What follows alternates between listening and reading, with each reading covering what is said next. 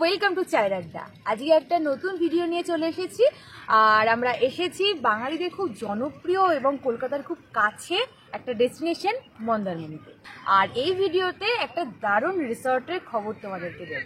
তো মন্দারমণি আসার জন্য সবাই অনেক রকম ভাবে আসে। আমরা যেভাবে এসেছি একটু বলে দিই, আমরা নেমেছিলাম রামনগরে, দীঘার আগের স্টেশন রামনগর। আমরা হাওড়া থেকে সকাল 6:45-এ তাম্রলিপ্ত ধরে রামনগর স্টেশনে নেমেছিলাম এই কারণে যে আমরা যেখানে যে রিসর্টে উঠেছি সেখান থেকে তাহলে সুবিধা হবে। তো রামনগর স্টেশনে নেমে আমরা একটা অটো রিজার্ভ করে নিয়েছিলাম।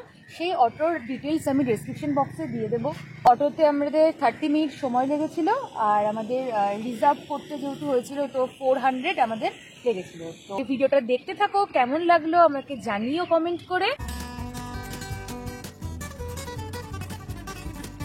নাম্বার 9641969019, আর একটা নাম্বার হচ্ছে 9647470937। আচ্ছা, আর আপনার নামটা বলুন। বিমলেন্দু গিরি। আচ্ছা,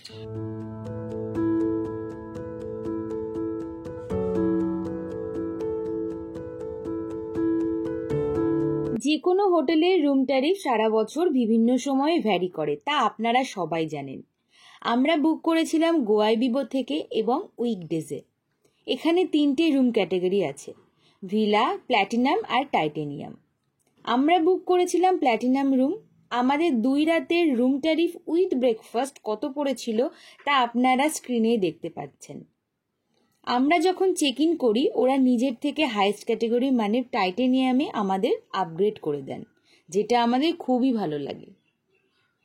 রুমের পরিচ্ছন্নতা নিয়ে তো কিছু বলার অপেক্ষায় রাখে না, খুব সুন্দর আর খুব বড় রুম। ব্যালকনি রয়েছে, সেখানে সমস্ত রুম থেকে কিন্তু পুল ভিউ পাওয়া যাবে, যে কোনো ক্যাটাগরির রুম থেকে এটা পাওয়া যাবে। আর তার সাথে এই টাইটেনিয়াম রুম থেকে এক্সট্রা যেটা সেটা সি ভিউ আমরা পেয়েছিলাম।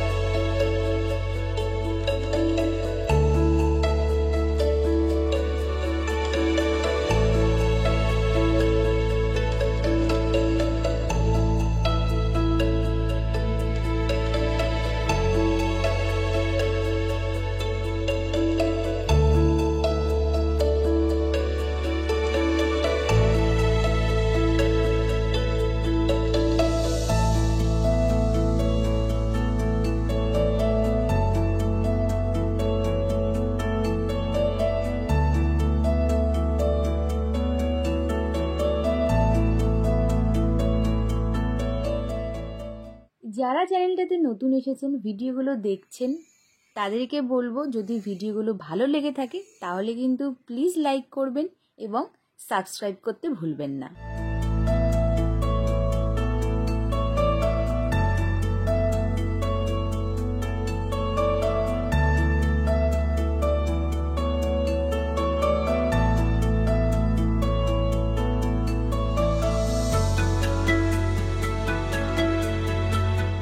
এখানকার রেস্টুরেন্টের খাবার কোয়ালিটি খুব ভালো, আর প্রাইস যে মারাত্মক হাই সেটাও নয়। কিন্তু দুঃখের বিষয়, আমরা 3 দিন ধরে যা যা খেয়েছিলাম কোনোটারই ভিডিও করার কথা প্রথমে খেয়ালই পড়েনি, খাবার দেখে সেটার এক্সাইটমেন্টে।